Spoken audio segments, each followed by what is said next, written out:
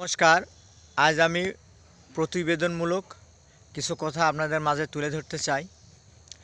আমার আজকে দৃষ্টি আকর্ষণ ঊর্ধ্বতম বড় বড় কর্তাদের, মুখ্যমন্ত্রী, রাজ্যপাল, প্রধানমন্ত্রী, রাষ্ট্রপতি এবং জাতীয় সংঘের মহাসচিব এবং গিনিস হাউসের ঊর্ধ্বতম কর্মকর্তা এবং নোবেল কর্মকর্তা, তাদের দৃষ্টি আকর্ষণ করে আমি বলছি। আজকে ধরুন, আমি না বললেই নয়, আমার মধ্যে 30 থেকে 35টা প্রতিভা আছে। হয়তো এ পর্যন্ত যারা পদ্মভূষণ পেয়েছে এবং যারা গিনিস বুকে নাম উঠেছে, যারা নোবেল জয়ী হয়েছে, কিন্তু হয়তো তারা আগে পেয়েছে। আর আমার প্রতি আপনারা ভালো করে সহযোগিতা করুন বা দেখুন, আলোচনা করুন এবং যাচাই করে দেখুন।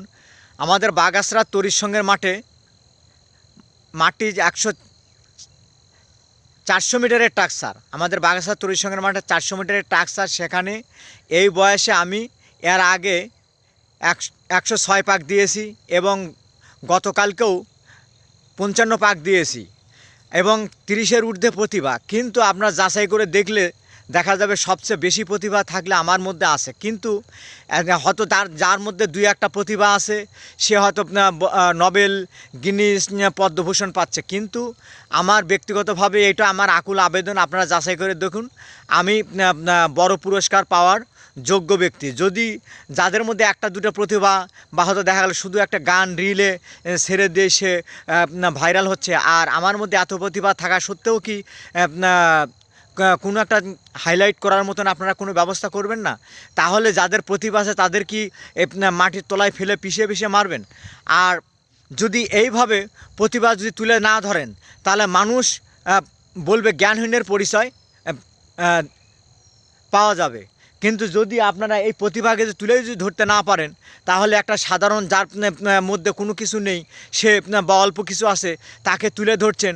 আর যার মধ্যে শত প্রতিভা আছে তাকে তুলে ধরছেন না, তাহলে কি এই দুনিয়া হতে প্রতিভা কি বিলুপ্ত হয়ে যাবে? তাহলে কি প্রতিভার কোনো স্থান নেই? এই বলে আমি আর কিছু বলবো। আর যদি আরেকটা কথা না বললেই নয়, যদি কোনো খারাপ দৃষ্টি আকর্ষণ কারো কোনো ঊর্ধ্বতম কর্তাদের উপর যদি করা হয়, তাহলে সঙ্গে সঙ্গে উঠে পড়ে লেগে সেই ব্যক্তিকে বিভিন্ন রকম বঞ্চনাকর পরিবেশ সৃষ্টি করে। তাহলে যে ব্যক্তির সম্মান আছে সেই ব্যক্তিকে তুলে না ধরলে তার জিনিসটা কেমন দেখায়? আমার আকুল আবেদন, আমার এই বিভিন্ন প্রতিভাকে তুলে ধরুন এবং হাইলাইট করার চেষ্টা করুন এবং যাচাই করুন। এর চেয়ে আর কিছু বলার নেই। আপনারা একটু দয়া করে এই ব্যক্তিকে তুলে ধরুন, তাহলে প্রতিভা বিলুপ্ত হবে না। আর না হলে মানুষের সবাই খারাপ বলে, সবাই বলছে, পৃথিবীর অনেকেই বলছে যে ভরতবাবুর মধ্যে অনেক প্রতিভা আছে, কিন্তু উনি গিনিস বুকে নাম তোলার মতো, তারপর নোবেল পাওয়ার মতন, পদ্মভূষণ পাওয়ার মতন, কিন্তু উনি পাচ্ছে না। আর যাদের মধ্যে 2-1টা প্রতিভা আছে তারা বড় বড় পুরস্কৃত হচ্ছে, বড় বড় সম্মান পাচ্ছে। কিন্তু এই ব্যক্তির পাওয়া উচিত। এটাই জনগণের কথা। আপনারা বিশ্বাস না হয় যাচাই করে দেখুন। নমস্কার।